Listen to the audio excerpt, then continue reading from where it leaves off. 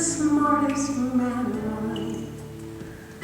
You didn't always have the answer to every little how and where and why. Like Daddy, why's the sky so blue today? Does Jesus really hear me when I pray? When I grow up, will I be just like you? Will I be tall and strong and brave like you? There is no power on earth like your Father's love, so big and so strong as your Father's love. A promise that's sacred, a promise from heaven above. No matter where you go, always know you can depend on your Father's love, especially when it's cold, especially when you're lonely, when your little heart's just trying to find its way. I know the world is always changing, but remember, child, that some things never change. But when your Father's love is shining through, there's still a part of Him that lives in you. 'Cause some things are forever, nothing's ever gonna change His love for you. There is no power on earth like your Father's love, so big and so strong as your Father's love. A promise that's sacred, a promise from heaven above. Did you talk enough? Did you love enough? When you needed Him most, was He there enough? Enough to make you feel the power of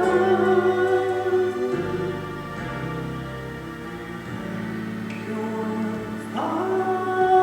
Father's love.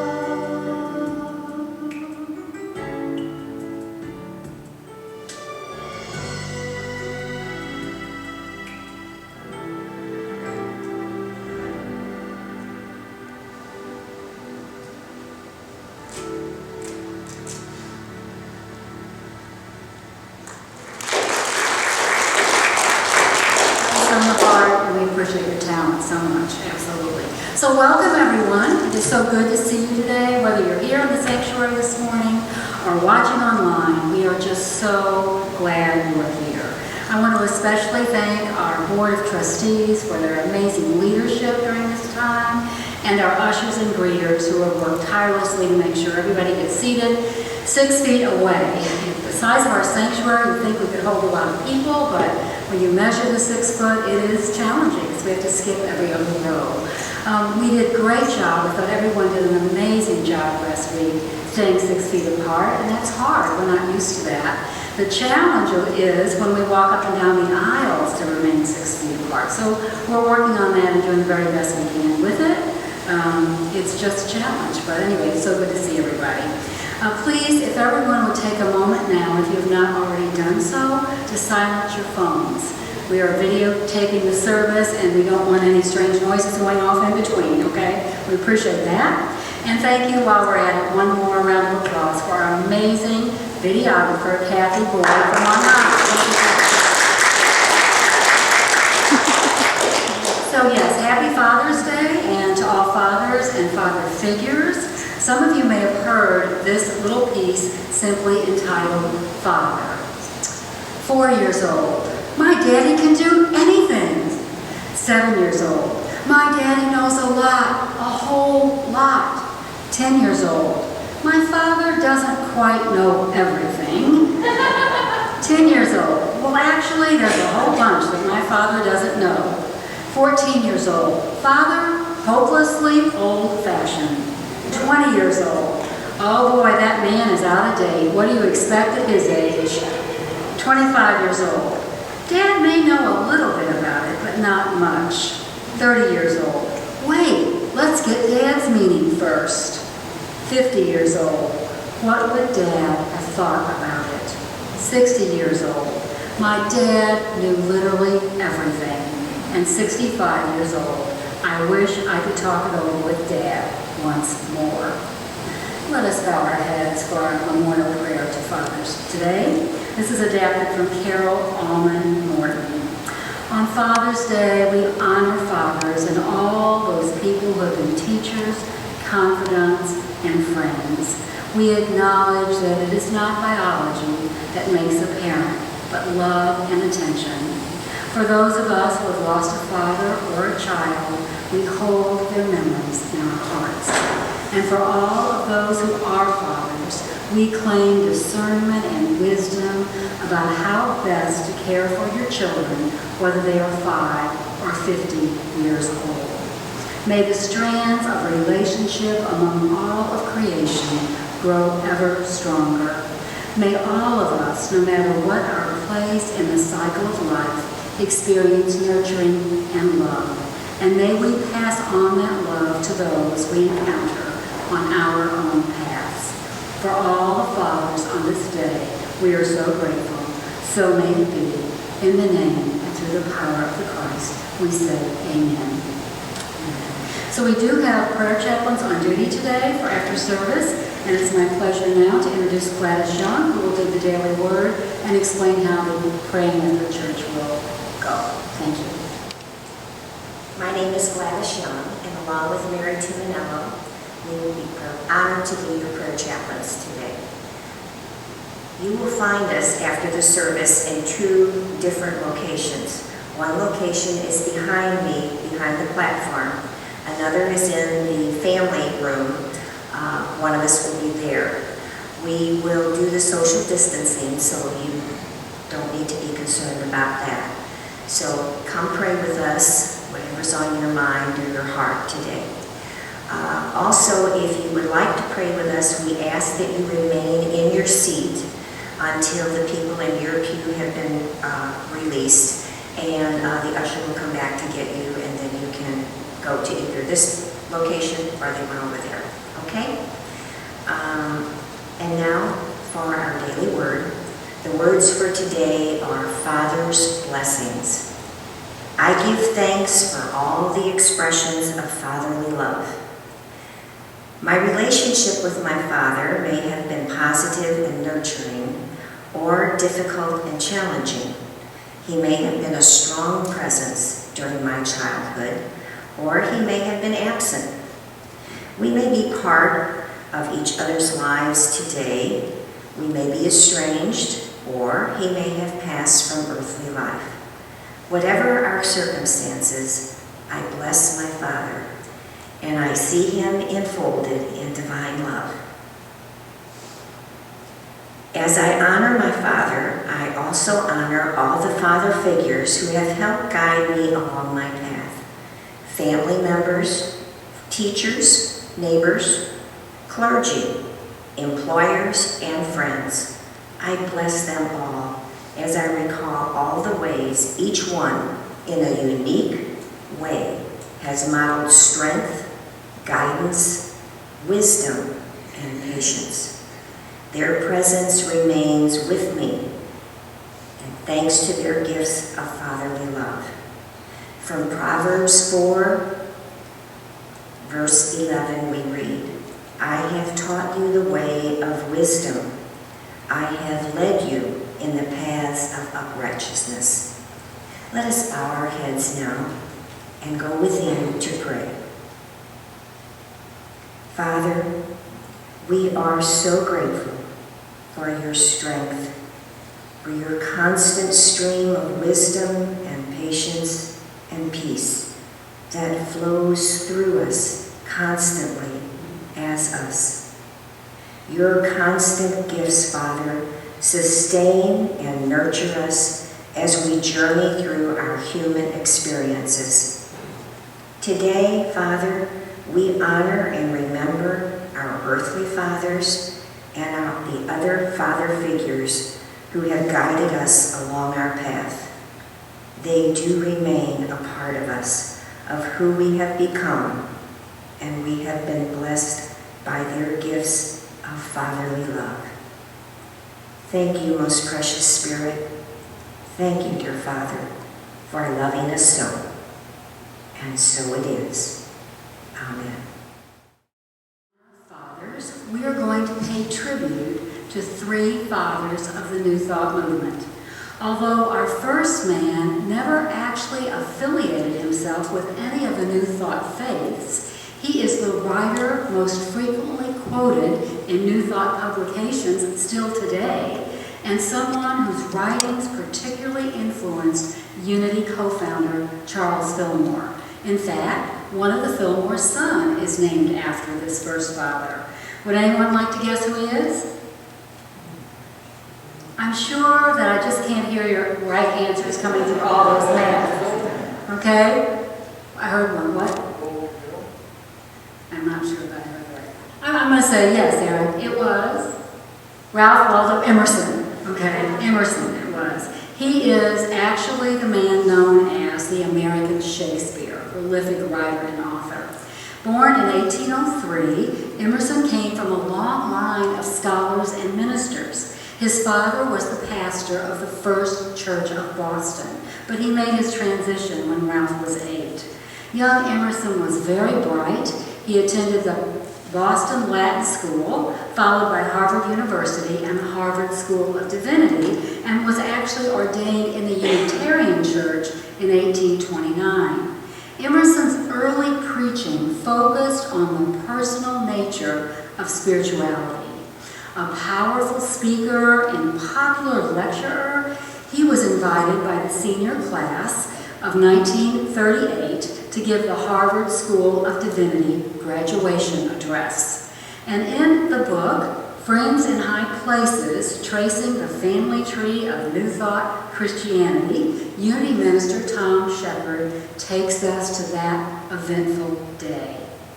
On a clear, warm Boston morning, Ralph Waldo Emerson rose before an unsuspecting audience and delivered a lengthy sermon which has been called one of the most important messages of modern times. In what is now simply referred to as the Divinity School Address, Emerson complained that the prevailing religion of the day had little life or inspiration in it because it was forever looking to persons of the past history of Christianity rather than listening to hear what God has to say to us in this now moment. And he urged those present to seek the truth of religion within their own souls and to preach to all what God reveals to them there. Thus, he said, religion should no longer be cold and formal, but a vital, personal experience. Emerson insisted that every human being become what Jesus Christ showed us to be. He saw Jesus not as the singular exception, but as a way shore for humanity to realize its oneness with God. Does that sound familiar? It does it not? Emerson said Jesus taught the greatness of humankind. He was true to what is in you and is in me. He saw that God incarnates in us all. Then Emerson stood proudly before the audience and claimed, I am divine. Through me, God acts. Through me, God speaks. If you wish to see God, see me or see thee, meaning see yourself. Well, at this point, all the young divinity students and visiting ministers were on the edge of their seats, mesmerized by Emerson's revolutionary ideas, and the entire faculty of the School of Divinity walked out in silent protest. Completely left the room. Afterwards, Emerson was banned from the Harvard campus for 30 years, believe it or not. In an article published in the Harvard Review in 2012, Colleen Walsh writes, after Emerson addressed the Divinity School, religion in America was forever changed. Ralph Waldo Emerson argued for the notion that the divine lives and speaks within each one of us. Obviously, Emerson was decades ahead of his contemporaries in understanding the true nature of God, the nature of Jesus, and also our own divine nature. Ralph Waldo Emerson became the central figure of the literary and philosophical group known as the American Transcendentalists. These writers shared a key belief that individuals could transcend or move above the physical world of the senses into a deeper spiritual experience through free will and intuition. In this school of thought, God was not remote and unknowable. God was not some separate deity in the sky, but believers could understand God and themselves by looking into their own souls, the work of Ralph Waldo Emerson. So our next father of New Thought needs no introduction to students of Unity. I'm sure you can guess this one. It is Charles Fillmore, our co-founder. Charles S. Fillmore. Does anyone know what the S stands for? Remember? Sherlock. Oh, Eric, you're so good. The S stands for Sherlock, although Charles never, ever used his middle name. And that's why so few people know what it was. He was born, Charles Sherlock Fillmore was born on August 22nd, 1854, on an Indian reservation near St. Cloud, Minnesota. His father was a Chippewa trader, and that's why they were there. Now, many of you know the story of Charles' childhood, and it's fascinating. As Jim Freeman writes in The Story of Unity, Charles Fillmore was born in a log cabin where the only protection against the 40-degree below zero Minnesota winters was a huge fireplace which devoured logs faster than Charles and his brother could drag them in the cabin. And it kept them busy all winter doing just that. Like Emerson, Charles lost his father at a very young age. When he was 7, his father left home, never to return. He and his brother Nathan used to wander in and out of the Native American lodges and teepees along with the Chippewa children. In fact, his whole childhood has been described as a Huckleberry Finn type experience. When he was probably less than 2 years old, we're not sure, alone in the cabin with his mother, a band of painted Sioux charged in, tore little Charles out of his mother's hands, and rode away with him, returning with him at sunset. Where they had taken him, Charles could never remember, but he always had the feeling that they had used him in some mystical ceremony. Charles had very little formal education, only briefly attending a one-room log cabin school. His mother, Mary Georgiana Fillmore, was a strong influence on him. With great zest for life and very little fear, she single-handedly raised a family in the wilderness, working as a dressmaker. She modeled for her sons the tenacity of will to press forward no matter what. In his youth, Charles had a really bad ice skating accident. Right now, looking back, people think he probably broke his hip. Jim Freeman says that this incident was probably a determining incident in his life. The condition caused Charles excruciating pain. The little boy, on good days, would hop around the cabin on a homemade crutch, trying to help out his mother. Freeman writes, The boy did not know what it meant to give up to sickness and disappointment. Probably the spirit of his mother helped him more than anything else, for she fired her son with courage. When 2 years later the situation improved somewhat, it left Charles with a withered leg. But it also left a vital, courageous spirit that was not daunted by pain, according to Freeman. It was this strong spirit that was to shape the life of Charles Fillmore. A short time later, to support the family, Charles went to work as a printer's devil in St. Cloud. There he learned some of the printing trade that he was to use 30 years later when he and Myrtle began to publish the magazine Modern Thought. About this time in his life, Charles met someone who had a huge impact on him, and no, not Myrtle yet. It was Carolyn Taylor, the wife of an Army officer stationed in St. Cloud. Mrs. Taylor had been to college, which was really rare in that time, and she had a great love of classical literature. She took Charles on as a student along with her own son. Unlike her son, who wasn't very enthusiastic about his learning, Charles had a curious and quick mind and was always ready for new ideas. Many nights after work, he went straight to Mrs. Taylor's to study Shakespeare, Tennyson, Emerson, Lowell, and many others. He learned to love the beautiful language and compelling ideas, and all his life, all of his own writings would be full of quotations from these literary giants. And not only did Mrs. Taylor teach Charles to read great literature, but she also taught him the rules of grammar and rhetoric.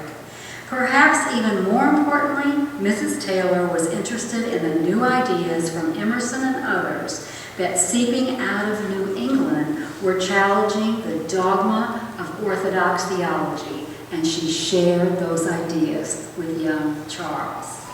Actually, he and Myrtle would become great admirers of the American Transcendentalists, and in fact named two of their sons after them, Lowell Page and Waldo Emerson.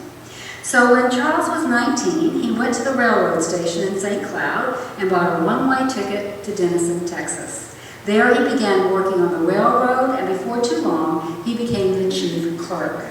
As soon as he was able, he sent for his mother. Charles in Denison joined a group of American pioneers who had refinement and education, in his words, and who gathered to discuss literary and philosophical matters. And at a meeting in 1876, he met a red-haired schoolteacher from Clinton, Missouri, named Myrtle Page. He and Myrtle were married in the spring of 1881 in Clinton and immediately left for Pueblo, Colorado. Charles had exactly 10 cents in his pocket when they arrived there. But he entered into a real estate business, he became a real estate agent, and absolutely prospered. And it was also in Colorado that the Fillmore sons, Lowell Page and Waldo Rickard, were born. Charles wrote, but I never seemed satisfied with my surroundings or at peace with my work, and the urge to go elsewhere was always with me. So, a little bit later, following a dream, he eventually moved the young family to Kansas City, where he founded his own very successful real estate business. And there, the Fillmore's third child, Royal, was born. Charles describes himself at age 35 as a chronic invalid, seldom free from pain. He observed Myrtle's practice that led to her healing from tuberculosis, and eventually he became inspired by what he called her continued demonstrations. Yet his path differed greatly from Myrtle's. He wrote, I was much interested in theology and information about the nature of God, and I took lessons from all the different schools. We know that he definitely studied all the Eastern religions, including Buddhism and Hinduism. And Charles continues, I noticed, he says, that all the teachers and writers talked about the omnipresent, omnipotent God of love, that God was spirit and accessible to everyone. I said to myself, in all this babble, I will go straight to headquarters. If I am spirit and this God they talk so much about is spirit, we can somehow communicate or the whole thing is a fraud. I commenced sitting in the silence every night and tried to get in touch with God. There was no enthusiasm about it, no soul desire, but a cold, calculating business method.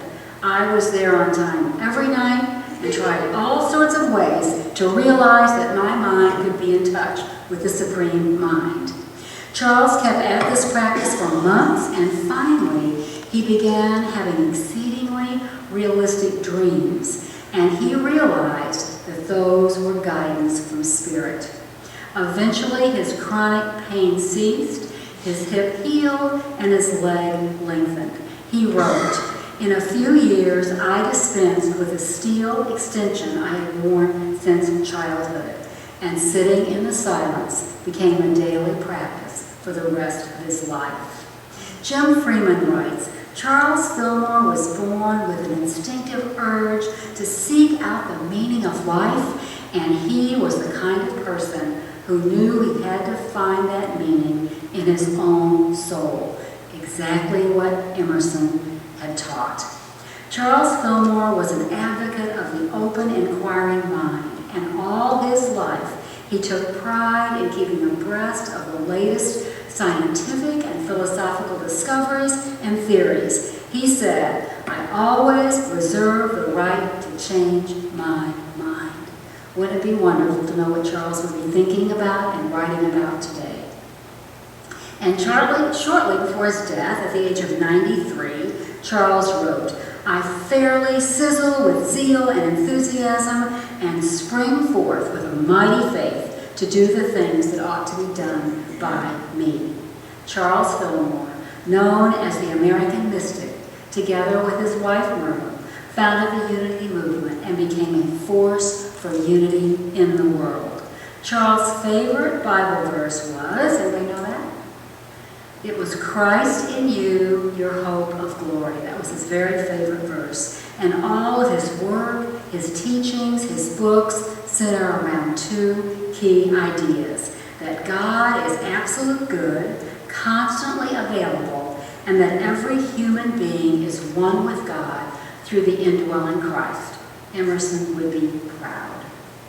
And our last, final New Thought fiber today is someone we've already mentioned twice. He was an acclaimed writer, poet, lecturer, and teacher. Called a modern-day Ralph Waldo Emerson, his name is James Dillard Freeman. Born in Wilmington, Delaware in 1912, he was of Cherokee, Choctaw, English, and Irish descent, but he claimed and identified most with his Native American heritage because he saw in the Native American beliefs just things that were similar to metaphysical theology, and he could really align with those.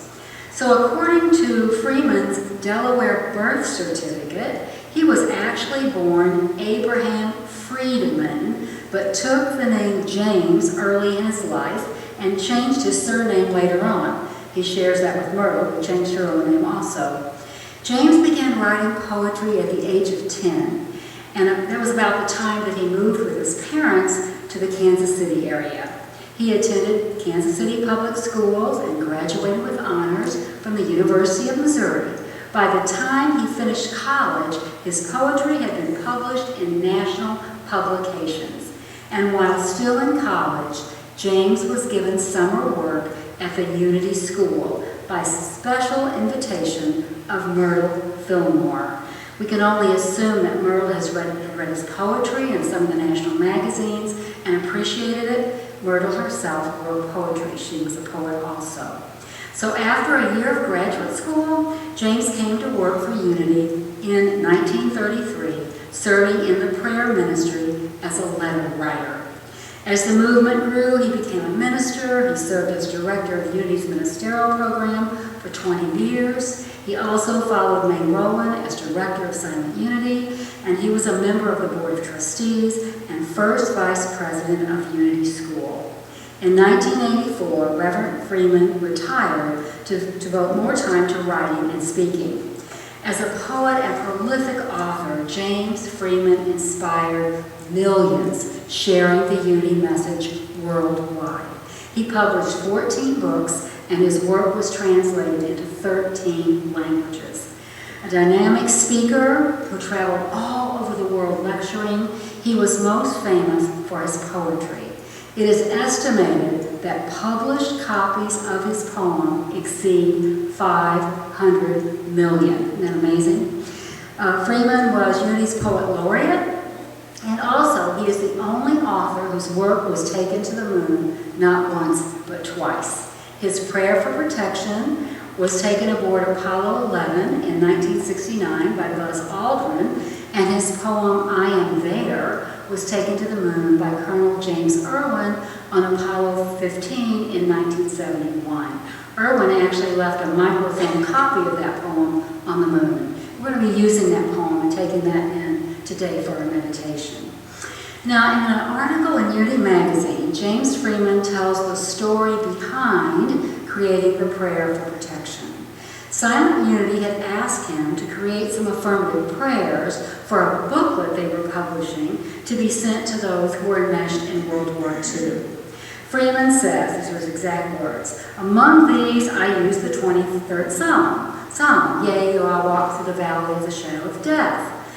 Well, one of the young women working in Silent Unity was reading my manuscript as I wrote it, and she said, "Jim, if I were a woman in England and they were dropping bombs on my roof, or if I were a soldier and someone was pointing a loaded gun at me, I wouldn't want to read about the valley of death. Couldn't you do better than that?"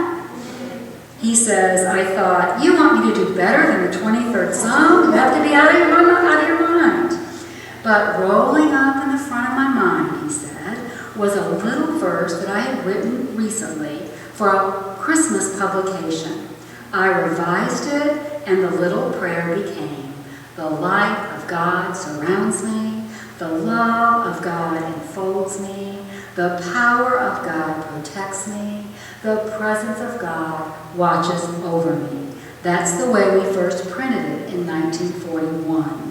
Later, a line came to me that I thought would make it even more powerful, and that line was, "Wherever I am, God is." And when we reprinted the prayer for protection in 1943, we added that line.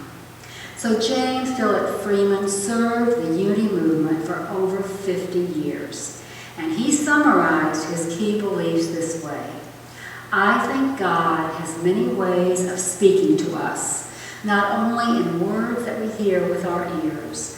I think God speaks to our hearts and minds. God is love and intelligence and life.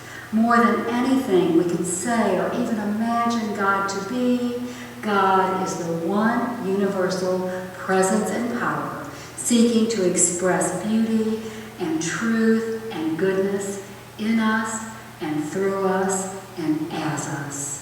And so it is. Our gratitude goes out today for all the fathers and mothers of the New Thought movement, for their revolutionary spiritual understanding, wisdom, and vision. And we just say thank you to all of them. And so it is.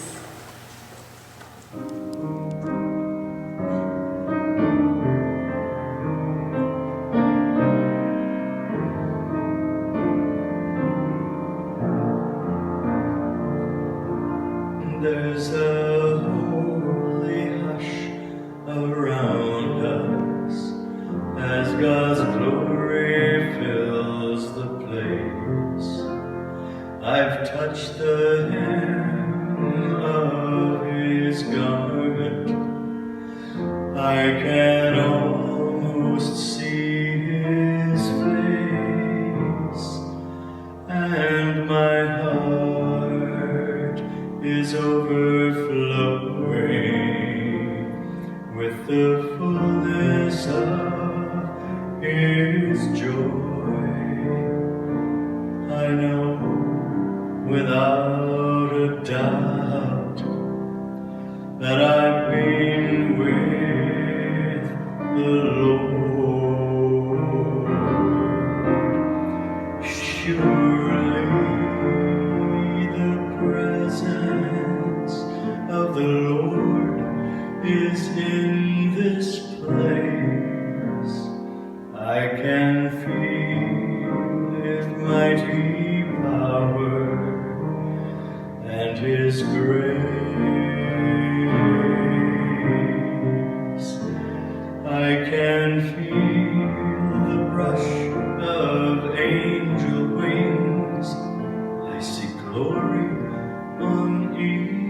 face.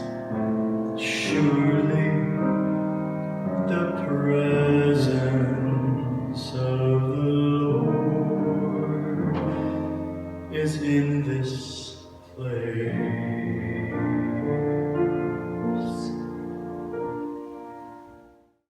If you have not already done so, to close your outer eyes and take that deep healing breath. That breath that centers you, aligns you with the truth of your being, with the infinite presence that is always, always surrounding you, enfolding you, and expressing as you. And so as you continue breathing in and breathing out, just feel that with every breath you take, you are turning inward, Godward, going deeper into that inner sanctuary, that place of pure peace, pure love, and pure joy. And as we breathe, we release tension anywhere in our bodies, release worry in our minds, and release any thoughts of separation. And today, to continue to honor the Fathers of Unity, let us hold in consciousness the revolutionary ideas that they brought forth. First, that God is pure good, pure love, pure wisdom. God is ever present in the universe, like the best, warm, and loving Father. And also that we are spiritual beings having a human experience. Jesus told us, God and I are one. If you have seen me, you have seen the Father. And so as individualized expressions of God, we are one with Spirit and all humankind. As opposed to old thought, new thought has its foundation in eternal law. It is about the oneness of life and insists that the truth regarding life and laws is found in our own consciousness. So holding this in heart and mind, I invite you to take in the beautiful words about the nature of God in the poem, I Am There, by James Dillard Freeman. Do you need me? I am there. You cannot see me, yet I am the light you see by. You cannot hear me, yet I speak through your voice. You cannot feel me, yet I am the power at work in your hands. I am at work, though you might not understand my ways. I am at work, though you might not recognize my works. I am not strange visions. I am not mysteries. Only in absolute stillness, beyond self, can you know me as I am, and then as a feeling and a faith. Yet I am there. Yet I hear. Yet I answer. When you need me, I am there. Even if you deny me, I am there. When you feel most alone, I am there. Even in your fears, I am there. Even if you're in your pain, I am there. I am there when you pray and when you do not pray. I am in you and you are in me. Open your mind to feel that you can never be separate from me. Only in your mind are those myths of yours and mine. Yet only with your mind and heart can you know me and experience me. Empty your heart of empty fears. When you get yourself out of the way, I am there. You can of yourself do nothing, but I can do all, and I am in all. Though you may not see the good, good is there, for I am there. I am there because I have to be. I am there because I am. Only in me does the world have meaning. Only out of me does the world take form. I am the love that is the law's fulfilling. I am assurance. I am peace. I am oneness. I am the law that you can live by. I am the love that you can cling to. I am your assurance. I am your peace. I am one with you. I am. Let us spend just a few seconds in the silence, taking those beautiful words into our hearts and souls.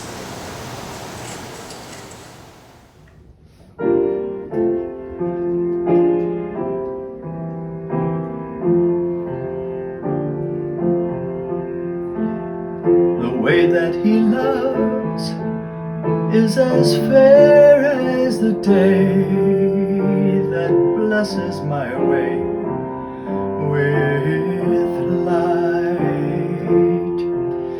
The way that he loves is as soft as the breeze caressing the trees at night. So tender and precious is he, contented with my Father I'll be. The way that he loves is so thrilling because his love's always there for me. The way that he loves is as deep as the sea. His spirit will be my stay. The way that he loves is as pure as a rose. Much sweeter it grows each day. His peace hovers near like a dove. His light shines here and above. To the Father I sing, life's a wonderful thing because of the way he loves.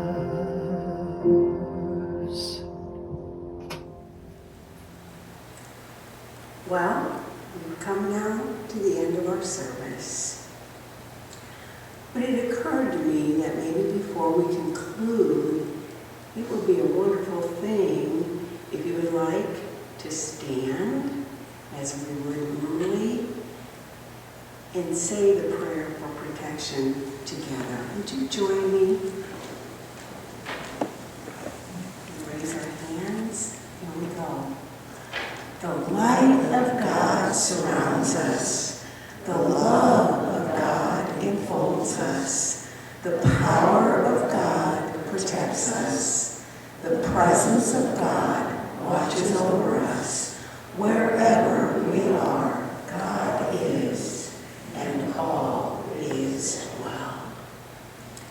So we're going to close today's service with "Let There Be Peace on Earth." And if you're able and you feel comfortable enough with your mask on, please feel free to sing along. And then when we're finished, an usher will dismiss you, so please remain in your seat.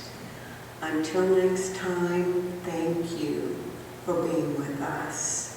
And just know we are holding